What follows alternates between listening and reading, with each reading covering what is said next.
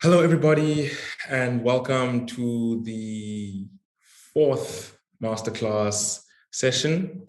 Today, we are tackling commitment, and it is the second to last masterclass session. And we really thank all of you who are still here with us on this journey about learning about how Itonics does foresight and strategy. And we hope that this will be a fruitful session where you learn a lot and the slight shift in format maybe can catalyze some new thinking within you. So just to reiterate, this is where we're at. We, at the end of today, will be 80% through the masterclass. And if you'll notice, there'll be a little bit of a different shake-up in terms of speakers. Today's speaker was meant to speak next week, but we've done some changes and he's speaking today, and I'll let him introduce himself a little bit later.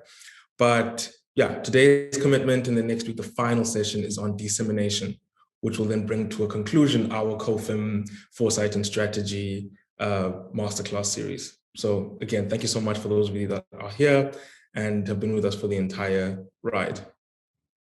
Again, as I always say, all of these sessions, all of these insights, everything that's spoken about here will be augmented greatly with the Where to Play 2021 Plus report. I think there's been a link sent to it in every single mailer. It will be no different this Thursday. Please, folks, check it out.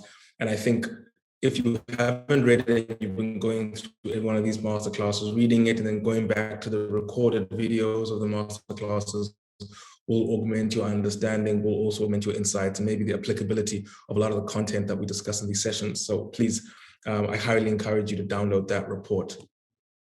Just a quick recap of the last session. If you remember correctly, we had Rachel Ramsey from Smolin, Innovation Manager there, and our very own Christopher Robertson, who heads up the business development and strategy here at Itonics. And we spoke about the need for human-centered approach to strategic planning. Christopher spoke quite a lot around the idea of reiterating the vision, the mission, and the purpose to all stakeholders when participating in a innovation process. As well, we had a great discussion around how organizations align innovation activities with their strategic objectives. I think there was a question as well from the audience that came in there. And then finally, we spoke about road mapping, how road mapping in general is a key part of the innovation journey, but also how the Itonics road mapping tool in particular can really help create a single point of truth for innovation activities. We had sent you an article around road mapping in the follow-up mail, but we also released a blog article last week Friday, particularly on road mapping and how the Itonics tool is very much that point of truth and a dynamic software that can help all stakeholders be part of the same journey and to read from the same proverbial hymn book when looking at innovation activities. So that was last week. And if you remember correctly, this is one of the slides that we had shown around the Itonic road mapping tool and how it helps you efficiently execute your innovation strategy. So the aims of today's session, which is around commitment, as I mentioned earlier, is looking at four main points today. The fundamentals needed to transform today's business into tomorrow's business. We're looking at why management buy-in and commitment are essential to meet innovation goals. We're looking at how teams can establish the best practice. We use that word a lot here, and it's going to be used again today to good effect, but how teams can establish best practice processes and activities that gain buy-in and commitment towards meeting innovation goals. And then finally, we'll speak about how to best share and communicate management's willingness to move forward with selected projects within the organization. Today's session, like previous sessions, will build upon all of the other discussion points that we'd had, from environmental scanning to pictures of the future to planning and goals. And so I thoroughly encourage folks to put commentary in the chat, to ask questions in the Q&A box, and I'll definitely ask our keynote speaker today to speak and answer those questions after he's given his insights on the idea of commitment. So as usual, I think you get the most from these sessions when you ask questions, when that intellectual curiosity muscle is being flexed as much as possible. So I really hope you folks enjoyed today's session. I'm quite excited to have our speaker. And speaking of speakers, Dr. Christian Moroth, the CEO of Itonics, is the one that's going to be leading us today. It's going to be a little bit different from the previous sessions where it was a panel discussion today. We're taking a keynote format. And so I'm very excited to hear what Dr. Christian has to say. And I think I'll let him introduce himself and then he can take it from there. So Dr. Chris, up to you. Yeah, thanks, Lisa. Thanks for the great introduction. I really appreciate it. There is not too much to say for my personal introduction, but rather I would love to directly deep into today's session, which is indeed, as you mentioned, Lita, thanks for that, on commitment in the innovation process. And we think this is actually a highly critical topic, right? Because I'm sure you have heard from, innovation theater, how to get actually management buy-in, senior executive buy-in into smaller, but also into larger innovation initiatives, right? So today is really about the leading question, which is seen on the slide here. How do I get management buy-in and commitment for innovation goals? So that's the next maybe 20 minutes or so, and then we would be happy to engage in a question answering session. So we start with the fundamentals, but I'm pretty sure you have heard that in the previous sessions, so we will not invest too much time into that today. And I guess last week our guests spoke to how organizations align innovation activities with their strategic objectives, right? So in addition, a fundamental prerequisite to executing against innovation strategy is, as mentioned before, the buy-in at the management, senior executive, and also at the board level. Now, theoretically speaking, large corporations should be able to out-innovate any startup, right? So after all, they have resources to do so, they have financials, they have talent, they have distribution channels, and so on, and all the makings that are required to foster and also to accelerate innovation. But theory is not practice, and in practice, this is rarely the case. So organizations become, at least oftentimes unintentionally, bureaucratic, right? And as a result, we see that potential opportunities oftentimes fall to the wayside, or otherwise, billions of dollars are suboptimally spent or even wasted. And even though large organizations often do not strive to be a first mover, due to the lack of speed, they hardly will be able to gain even a fast follower advantage. So existing decision-making models have not been adopted to the modern world we live in these days. And a fix is, the opposite of that, right? So actually to implement decision-making models or adapt decision-making models to cope with the volatility that we see. And there is a nice quote from Eric Ries, the author of The Lean Startup and the Startup Way. And he said that in order to innovate with startup speed, corporates actually need to make quick and clear decisions about the projects presented to them. And the most important part here is in a system. Now, I know that there is a common belief that innovation and, let's say, some sort of governance, so, a sort of processes such as decision-making processes, roles, accountabilities, and so on, are actually perceived as two contradictory concepts, right? But what we see is that organizations with a high innovation throughput and also a high innovation output actually favor clear boundaries, processes, and also accountabilities. And we also see that they report that a very lean innovation governance model actually greatly accelerates innovation.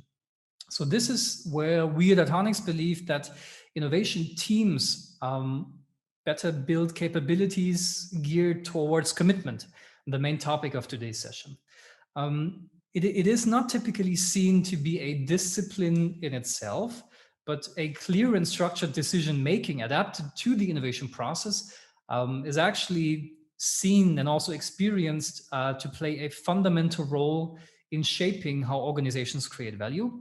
And especially when concrete data is not available in the beginning, in the early stages, to assess desirability, viability, and feasibility of new ideas, new initiatives, new projects, new product developments, and so on. So, big organizations oftentimes focus on the big decisions, right? And nurture a culture which revolves around big projects with big yearly planning cycles. And of course, this is resulting that projects that only receive big management attention are actually able to survive, right? And some smaller projects or maybe let's say some grassroots investments are oftentimes overlooked or killed even before the decision makers are not able to see the potential of what these investments could have become. So I'm pretty sure you know this, but there, Jeff Bezos actually addressed this in his, I guess it was 2016 annual letter to the shareholders, saying that the cost of being slow, especially slow in decision making, but also slow in executing, is so much higher than the cost of not getting the answer exactly right. Yeah, so speed ultimately plays out. But there is some caveat to that, right? So there is actually two decision variables to consider. So one is the consequence of the decisions, and the second one is whether or not so these are reversible. So are these decisions reversible? Can I pull them back, or are these irreversible? And in that light, if the consequence is actually major, and this is an irreversible decision, then you need a thorough and deliberate decision-making process, right? So, but those who are smaller decisions that are possibly reversible too, actually gain benefit from a faster and more agile and more iterative decision-making. But however, you want to make sure you don't get stuck in the so-called analysis paralysis, right? Even when making big decisions. So it's still, highly beneficial to move fast. And of course, there is a need for some oversight and also to hold the executive accountable. But what we see is when there is only little data available to work from a basis, too much time is spent on focusing on past decisions, discussing opinions, but actually not calling out these opinions to be a hypothesis rather than a fact. So what seems to be quite evident is that innovation requires a playground where there is a support to experiment on decisions. And yes, of course, innovation greatly implies risk. So that's nothing new. So one way on how to get commitment on, specifically the higher level senior executive or even C-level management is actually the innovation growth board concept. This is one of the best practices that we have seen to gain commitment.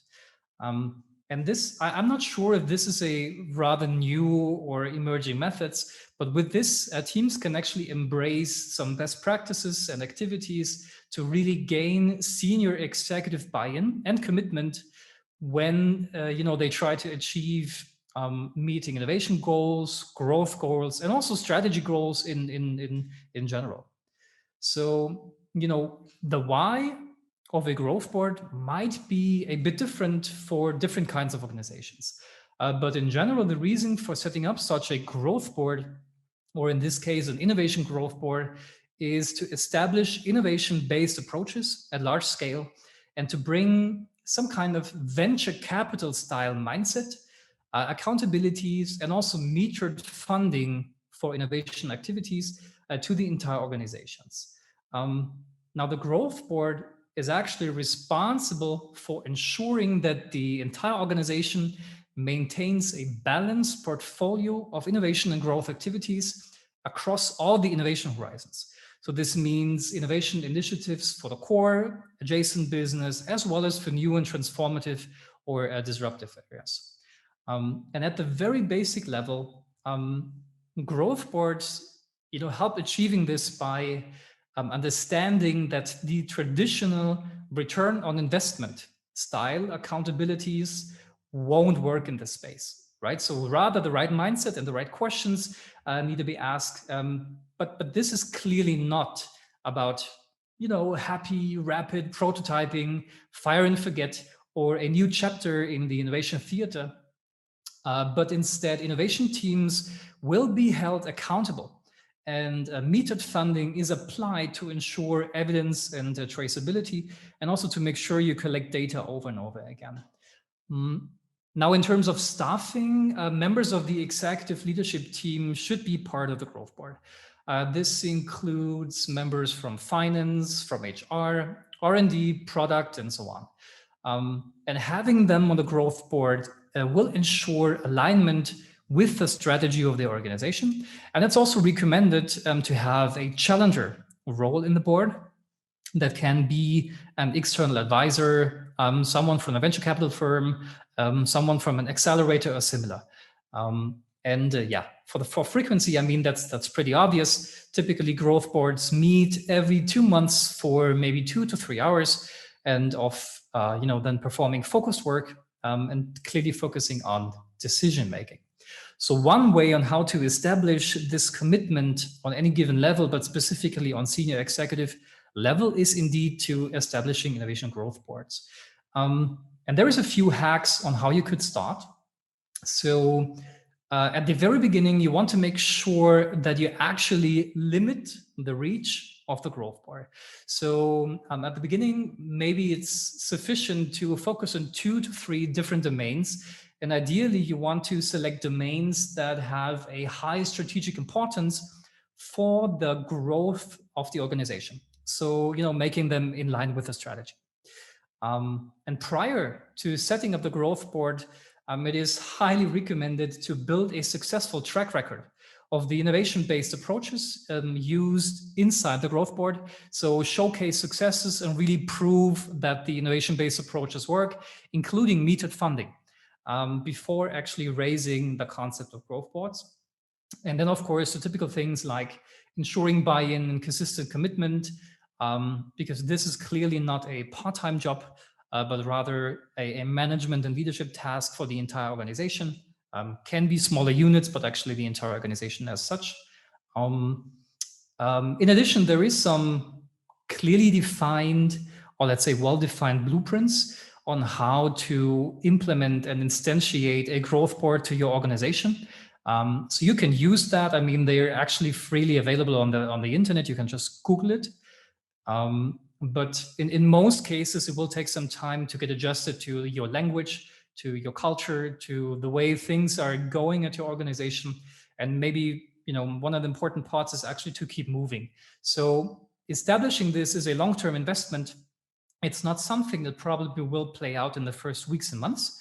But this is clearly a commitment towards the growth strategy and an innovation mindset for the entire organization. And then, with that, insisting on commitment, having senior executives actually sitting at the growth board. Now, with these fundamentals, I will now outline the 3 critical phases as part of the decision-making process of the growth board. And I'm pretty sure you came across them in some previous sessions of the masterclass. So the first one, you've all heard this, is where to play, right? And the job of the growth board, as mentioned, is not to get involved in every budget allocation decision.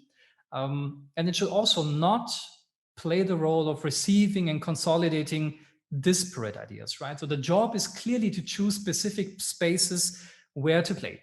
And setting a clear scope, or maybe even setting a what's called growth mission, establishes guidance where teams might place their bets, and also, will filter out any potentially distracting opportunities that do not align with strategic objectives.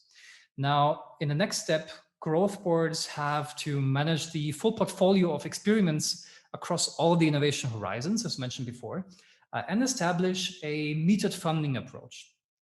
And, getting the alignment right, the right funding at the right stage can substantially influence the success or failure rate of any initiative. So using this metered funding, so step-by-step funding, teams are able to move past the typical hunches and assign the available funds based on substantial findings, and also proceed with projects based on the validations, clear evidence along the steps of the innovation board. So it is important to seek, identify, and award the right level of funding in that stage, to set an agreement, kind of a time limit when teams have to come back to the growth board and share the learnings, progresses, and the metrics they will be held accountable for. And also to ensure that the teams are focused on testing the right hypotheses at the right time. And this includes all the different metrics around desirability, viability, feasibility, efficiency, sustainability, scalability, and so on. And finally, it oftentimes helps to have an oversight function. So a growth board kind of needs a dashboard or a digital home to collect the evidence, to monitor the research, and also to understand the results. And digital innovation platforms such as Itonics are obviously ideal for this purpose. And finally, then it's about the review and alignment of the entire growth portfolio and innovation portfolio. So growth boards, or the ask for growth boards, is to act against a certain set of criteria, as mentioned before. And there is, many options on how to execute, right? So one is, of course, outsourcing, right? So outsourcing functions where leveraging startups, scale-ups, partners, universities, or whatever. A kind of a mid-ground way would be to co-create and collaborate with them. And the third way, obviously, is to just fully build, right? And to basically do it yourself and have the capabilities in-house. And this is highly connected with the entire capability model available in the COFIM, in the controlled objectives for innovation management model that Itonics basically has. So in summary, we can say that the commitment is kind of underpinned by different strategic innovation capabilities as outlined in the model. So the first one, if I would summarize that, is belief, right? So belief means gathering the required evidence to move from the qualitative hunches to a more quantitative data. The second one is power. So power provides the teams with authority to act with agility and speed, obviously. The third one is accountability. So you need clear lines of accountability for innovation teams with a sense of ownership and adequate support.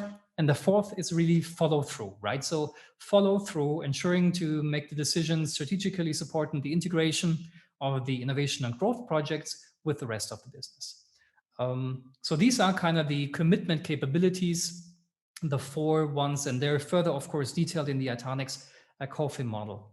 And this kind of also summarizes the purpose of the Innovation Growth Board, which we basically suggest implementing.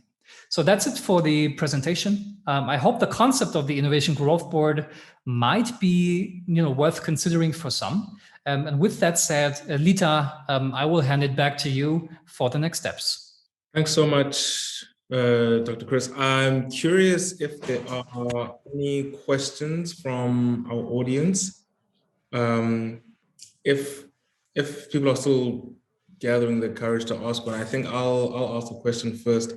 In what you've spoken about with the growth board, but also with those four elements are in our commitment piece in COFIM, where do you see our software and our product fitting into this, Dr. Chris? Fair question. Sure. I mean, at the end of the day, when basically end-to-end accountability. So let's say from scouting, from defining the playing fields in the where to play, moving over to the management of the innovation activities, and then moving over to actually overseeing the entire portfolio. Obviously, there is a lot of data.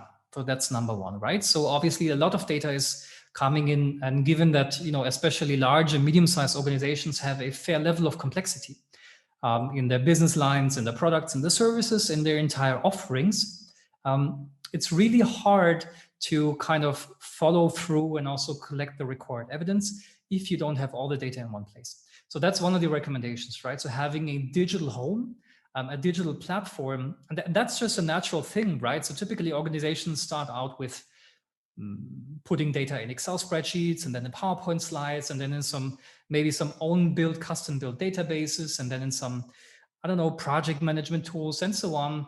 But over time, as complexity rises, as data management requirements are rising, basically, it needs some consolidation efforts. And this is typically, at least in our experience or in my experience, where a digital platform similar to maybe, customer relationship management systems or business process management systems. So any of these corporate tools are required.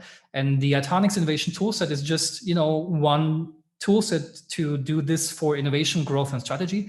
And I guess this is where the toolset just perfectly fits in. Fantastic. We have a couple of questions that came in here for you. The first one is from an anonymous attendee that asks, can you elaborate on what you mean by metered funding? Yeah, sure. Metered funding is basically simply put, it's just putting funds, so investments, for example, financial and also time resources, step by step. So in the first step, when basically just exploring or testing the first hypothesis for an innovation initiative, so for a project, for a product, there is not too much time and financial resources allocated.